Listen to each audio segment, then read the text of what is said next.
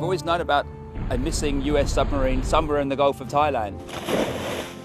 I knew instantly what we'd found. We now have a really good chance of discovering what happened to the submarine. One of the most dangerous seas in the world because it's so shallow. All of this water just not deep enough, you couldn't dive. You were there to sink a ship. You didn't think about home or if you were going to get killed or anything. That did not enter your mind. The Japanese commander came straight on and got lucky. Lagarto went down swinging. Telegram. Whoa, all hell broke loose. He's my grandfather. How do you not care about that? What rendered the crew unable to escape the sub? It's a great mystery.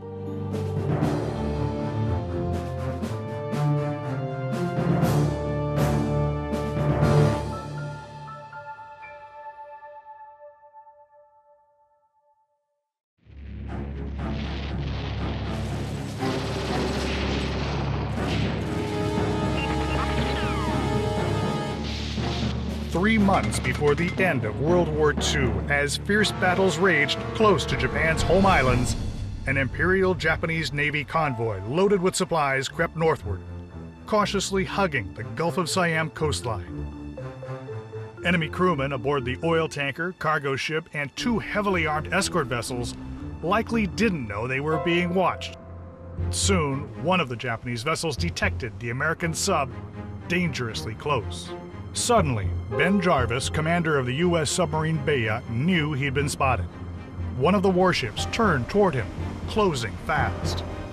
Jarvis ordered Baya to charge the ship head-on. The Shark's Mouth warpaint cut through the waves on a collision course that resembled a high seas version of Chicken.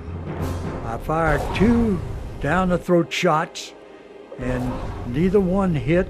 I saw one of these torpedoes spinning right underneath the guy's bow, but apparently it went onto the bottom. And just when I thought that the guy was going to ram me, we were head and head, I said, right full rudder. And this guy had the same training because he gave right full rudder himself. So here we went side by side, and the ship went by just like that. The Japanese warship circled back and chased Jarvis and his crew for 20 minutes with unrelenting machine gun fire. Some of this stuff was coming around inside of the bridge and ricocheting out the other side. I fired 3 down-the-throat shots from my stern, and still I didn't hit the goddamn guy. What's more, Jarvis couldn't dive because his 311-foot submarine was in waters only 250 feet deep. The Gulf of Siam, now called the Gulf of Thailand, is one of the shallowest bodies of open ocean in the world. All of this water just not deep enough, you couldn't dive, but if a surface guy was on top of you, because you couldn't maneuver. You didn't have anything underneath you. Finally, the warship gave up. Jarvis had escaped. Barely. He put out a call for help. Commander Frank D. Latta, a veteran of 9 war patrols, recipient of the Navy Cross, and skipper of the submarine Lagarto, set up a rendezvous on the surface. We came alongside, and we both stopped dead in the water. The seas were calm, and they pulled side by side, bridge to bridge, and they spoke literally 20 feet away, Ben and my dad. He just said, well, you've been shot up and shook up, and I think I better take the next try. And my father set out an attack plan, and they did it. And my dad was to attack and sort of chase them into the Baya. And they proceeded to do that, and that's the last anyone saw of the Lagarto.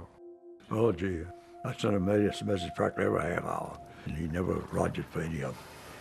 And during that time, my feeling was, from the very beginning, that he must be in trouble. But they tried to contact the Lagarto the following morning, and there's no response.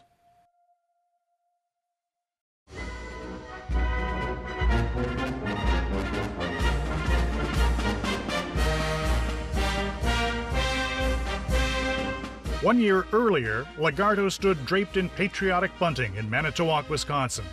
The town, 80 miles north of Milwaukee, had climbed out of the Great Depression by building shipyard cranes to reconstruct Pearl Harbor, landing craft to hit the beaches at Normandy, and 28 submarines for the Navy.